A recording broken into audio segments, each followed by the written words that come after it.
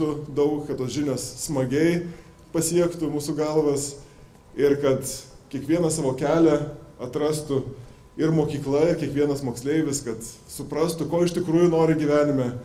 Ir kad iš tiesų aplankytų tas džiaugsmas, kaip ir direktorius sakė, kad mokykloje sutinki tą mokytoją iš didžiosios raidės, kuris paskui įkvėpia gyvenime.